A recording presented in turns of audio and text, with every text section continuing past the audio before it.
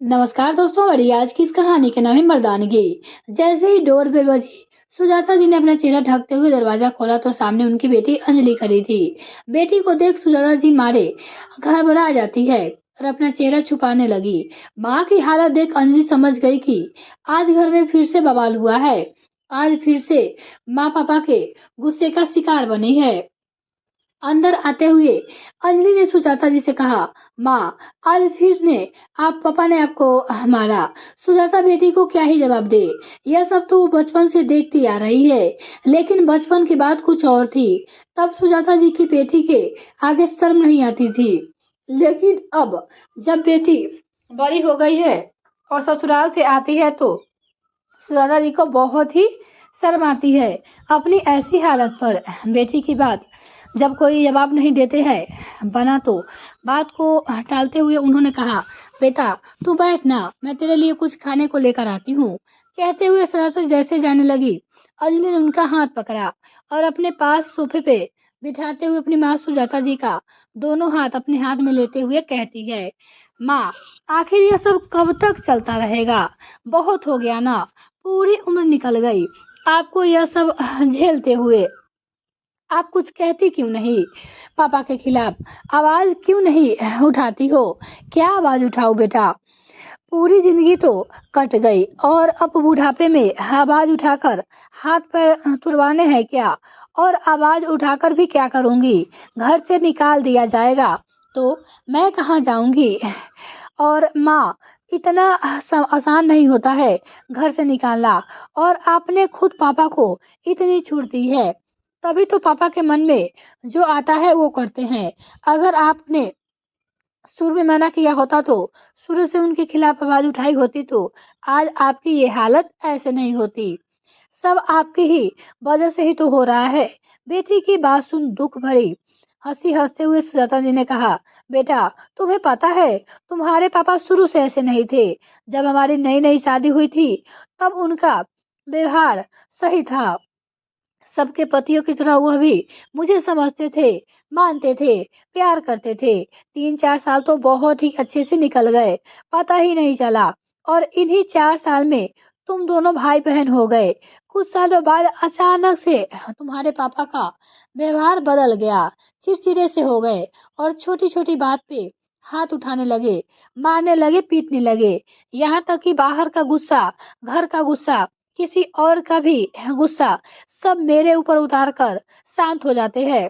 ऐसा नहीं है कि मैंने उनके खिलाफ आवाज नहीं उठाई। जब पहली बार तुम्हारे पापा ने मुझे मारा था तो तुम 4 महीने की थी और तुम्हारा भाई 2 साल का।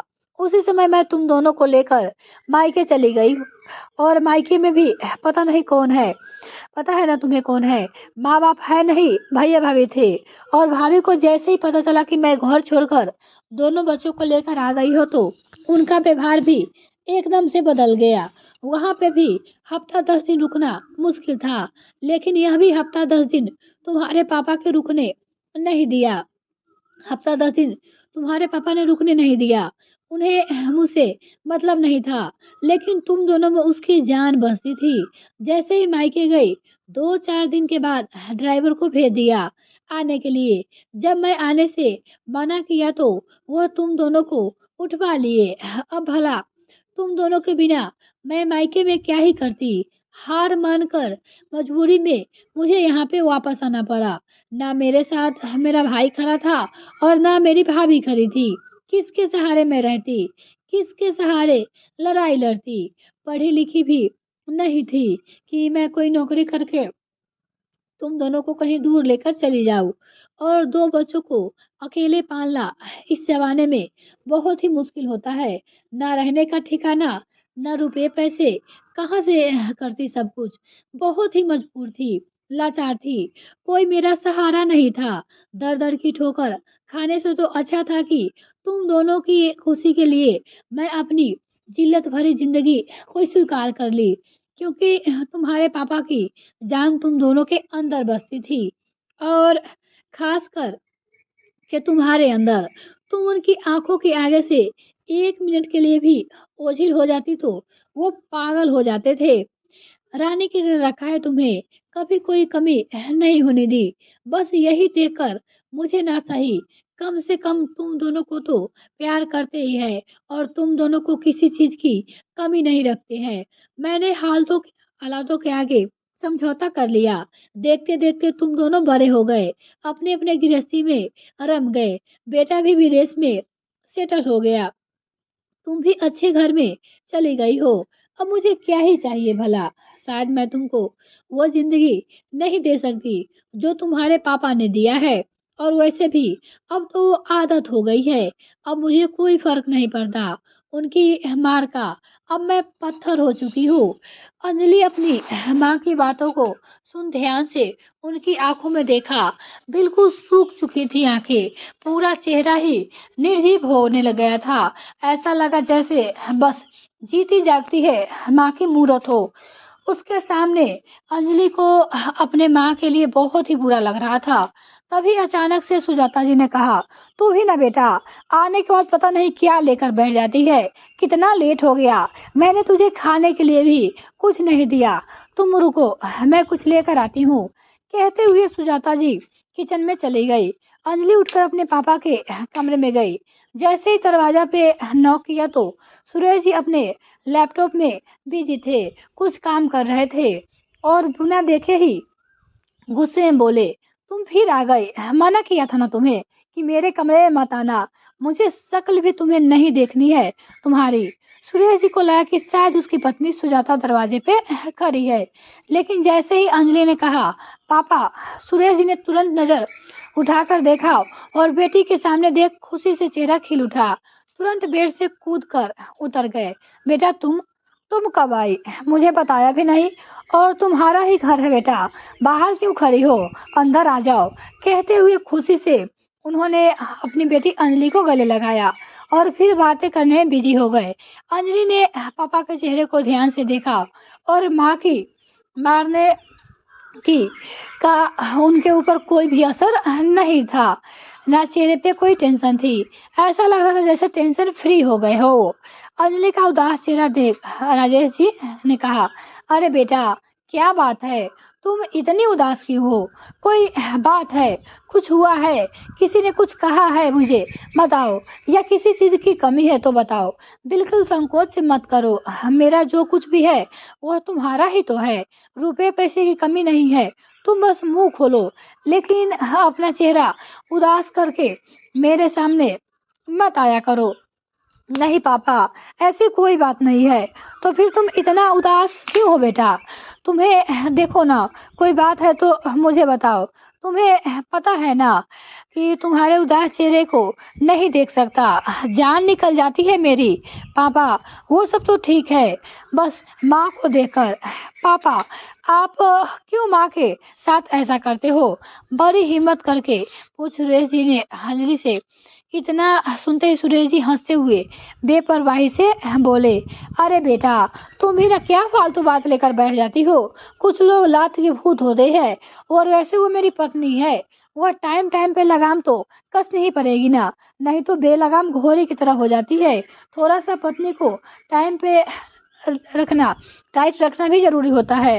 टाइम टाइम पे डोज देना भी जरूरी होता है। वो मर्द ही क्या जिसके खौफ उसकी पत्नी को ना हो, जो अपने पति से डरे ना। सुरेश जी का तो घमंड तो बहुत ही था, अपने रुपए पैसों का और अपनी मर्दानगी का।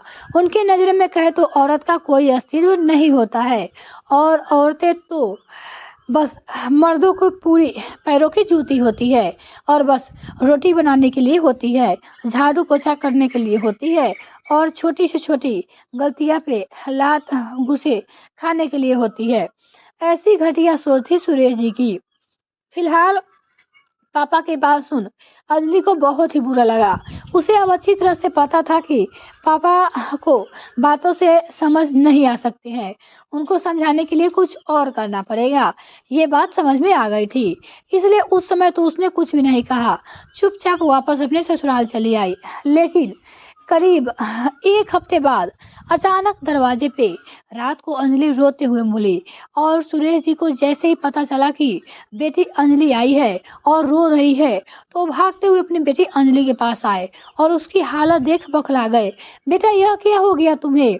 यह कैसी हालत बना रखी है तुमने? अंजलि रोते हुए अपने पापा से लिपट गई। पापा, रवि ने मुझे बहुत ही मारा है और मार के घर से बाहर निकाल दिया है। क्या? रवि ने तुम्हें मारा?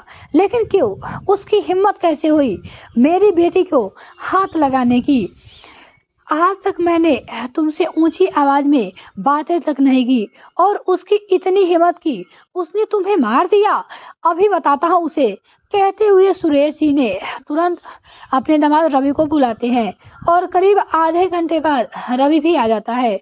रवि काफी गुस्से में था, उसका चेहरा लाल था। रवि को देखते ही सुरेश जी बौखलाकर चिल्लाते हुए बोले, रवि, तुम्हारी हिम्मत कैसे हुई मेरी बेटी पर हाथ उठाने की? समझते क्या हो तुम अपने आप को? सुरेश जी जिस अंदाज में अपने दामाद रवि पर चिल्लाते हुए बात किए, रवि ने भी उसी अंदाज में गरजते हुए ससुर कैसे कहा, मेरी पत्नी है वो, मेरी मर्जी, मैं उसे मारी पीटूं या जो भी करूं, आप कौन होते हैं बोलने वाले? रवि की बात सुन सुरेश जी हैरान थे। उन्हें विश्वास ही नहीं था कि रवि उसके साथ ऐसी बदतमीजी भरी बातें करेगा। और थोड़ा सा नॉर्मल होते हुए सुरेश जी बोले, देखो बेटा, प्यार से पूछ रहा हूँ, क्या बात थी? क्यों तुमने हाथ उठाया मेरी बेटी पे? हाथ तो क्या करूंगा? हाथ ना उठाऊंगी तो आरती उतारूंगा। लेकर आया गया हूँ जिस काम से, वह काम तो करती नहीं। न इसे ढंग का खाना बनता है और ना ही घर में झाड़ू पोछा होता है, ना बर्तन धुलती है और ना मेरे जूते साफ करती है। करती क्या है ये दिन भर? काम नहीं करेगी तो मार तो खाएगी ना। जिस बेटी को सुरेश जी ने इतना लाड प्यार से पाला था, उसको नौकरानी वाला काम सुनकर बौखला गए। कुछ सोचते हुए उन्होंने रवि से कहा, देखो रवि, अगर काम की बात है तो तुम्हारे घर नौकरानी रखवा देता हूँ और हर महीने की पगार मैं दे दूंगा तुम्हें, और जो कमी है वो भी बता दो, मैं सब पूरी करूंगा। लेकिन खबरदार, जो आइंदा से मेरी बेटी को ऊपर हाथ भी मत उठाना। और देखो पापा, कैसे गर्मी तो आप मुझे मत दो। जितने पैसे आपके पास है ना, उतने पैसे मेरे पास भी है। पैसे की कमी नहीं है मेरे घर में। मैं खुद चाहूँ तो खड़े खड़े 10-10 नौकरे रख सकता हूँ। लेकिन फिर क्या करेगी यह किस लिए है? इसके कहते हुए नौकर की इसके रहते हुए क्या ही जरूरत है? यह काम करेगी और नहीं करेगी तो टाइम टाइम पे इसकी खबर तो लेनी पड़ेगी, नहीं तो बेलगाम घोड़ी हो जाएगी। लगाम तो कसनी ही पड़ेगी ना टाइम टाइम पे। और वो फिर मर्द ही क्या, जिसकी पत्नी उससे डरे ना, जिसकी पत्नी उसकी बात ना माने। मैं उन मर्दों में से नहीं हूँ जो पत्नी के आगे पीछे घूमता हूँ। मर्द हूँ मैं। रवि का तेज तेज बोलना सुरेश जी को गुस्से और बढ़ावा दे रहा था। ऊपर से रवि ने इसकी बेतुकी बातें कर सुरेश जी को बर्दाश्त नहीं हुआ। गुस्से में बोले, अरे वो कौन सी मर्दानगी की बात कर रहे हो तुम रवि? और इसे मर्दानगी कहते हो या फिर बदतमीजी? ये तो नाली के कीड़े वाली सोच है तुम्हारी। यही परवरिश हुई है तुम्हारी, इतनी घटिया सोच। इतना सुनते ही मुस्कुरा पड़ा रवि और तालियां बजाते हुए बोला, वाह पापा वाह, अगर मैं गंदी नाली का कीड़ा हूँ तो आप क्या हो? अगर मैं घटिया हूँ तो मेरी सोच घटिया है तो आप क्या हो? आप ही तो सीखा है, उससे सीखा है मैंने। और औरतों को कैसे बस में करके रखते हैं, आपको ही तो देखता आया हूँ। आखिर दामाद हूँ आपका, कुछ तो असर होगा ना आपका। मुझे गंदी नाली के कीड़े कहने से पहले एक बार आप अपने बारे में सोचो। आप तो मुझसे भी ज्यादा घटिया गंदी नाली के कीड़े हो। तो पहले खुद पे कंट्रोल करो और फिर मुझे सिखाना कि मुझे क्या करना चाहिए और क्या नहीं। इतना सुनते ही सुरेश जी की बोलती बंद हो गई और एकदम से सकपका गए। वह क्या सोचा था और क्या हो गया? सुरेश जी समझ गए कि हो न हो यह सब शायद मेरे लिए ही था। अब सुरेश जी को थोड़ा शक हुआ और उन्होंने अंजलि की ओर देखते हुए कहा, अंजलि बेटा, यह सब तुमने किया है। हाँ पापा, मैं नहीं किया है। मैं आपको एहसास करवाना चाहती थी कि आप कितना गलत हो, आपकी सोच कितनी गलत है। पापा, आज जब मेरे पति ने मेरी यह हालत की तो आप कैसे आग बबूला हो गए थे, और कैसे आपको मेरे दुख का अंदाजा हो गया था। कैसे आप उनकी वही बातें सोचकर आप पागल हो गए थे जो कि आप माँ के लिए करते हो। तो पापा, जरा यह सोचिए कि माँ के ऊपर क्या बीतती है। कितने सालों से वो आपके जुर्म का शिकार हो रही है। कितने सालों से आप उन्हें लात हाथों से जानवरों की तरह पीटते आ रहे हो। बेटी की बात सुन चुप रह गए राजेश जी, सुरेश जी। अब जाकर उन्हें अपनी गलती का एहसास हो चुका था। सुरेश जी ने धीरे से बोले, बेटा, मैं समझ गया हूँ कि सब किया करा तुम्हारा है, लेकिन आज मुझे सच में तुम्हारी माँ की तकलीफ का अंदाजा हुआ है। बेटा, मैं वादा करता हूँ तुमसे, आइंदा से मैं कभी भी तुम्हारी माँ को मारना तो दूर की बात है, ऊंची आवाज में बात भी नहीं करूंगा। तुम जैसा चाहोगे वैसा ही रहूंगा, लेकिन अब तुम दोनों आपस में कभी भी मत लड़ना। कहते हुए उन्होंने अंजलि और रवि को देखा तो मुस्कुराते हुए रवि ने कहा, अरे पापा, मैंने नहीं मारा अंजलि को। पत्नी है वो मेरी, नौकर नहीं है। वो तो बस आपकी आंखें खोलने के लिए अंजलि ने मुझे यह सब करने के लिए कहा था, नहीं तो मेरी कहाँ मजाल कि मैं आपको इतना सब कुछ बोल जाऊं। हाँ पापा, रवि ने सब कुछ मेरे कहने पे ही किया था। पापा प्लीज, आप कम से कम अब से तो माँ की जिंदगी में खुशियाँ लाइए। पूरी जिंदगी आपने उन्हें आंसू दिए हैं, कम से कम अब तो उन्हें समझिए। हाँ बेटा, माफ करना मुझे, मैं तुम्हारी माँ को खुश रखने की पूरी कोशिश करूँगा। सुजाता कहते हुए राजेश जी अपनी पत्नी सुजाता के पास गए और दोनों हाथ जोड़कर बोले, सुजाता, मैं मानता हूँ कि मैं माफी के लायक नहीं हूँ, लेकिन हो सके तो प्लीज मुझे माफ कर दो। मुझे मेरी गलती का एहसास हो गया है और अब मैं कभी भी तुम्हारे ऊपर हाथ नहीं उठाऊंगा।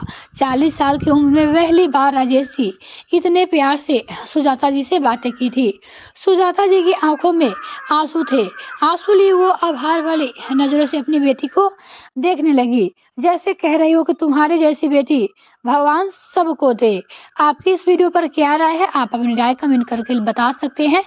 और अगर आपने अभी तक चैनल सब्सक्राइब नहीं किया तो प्लीज सब्सक्राइब जरूर करिएगा, साथ में बेल आइकन प्रेस करें ताकि मेरे आने वाली नेक्स्ट वीडियो का नोटिफिकेशन आपको सबसे पहले मिल सके।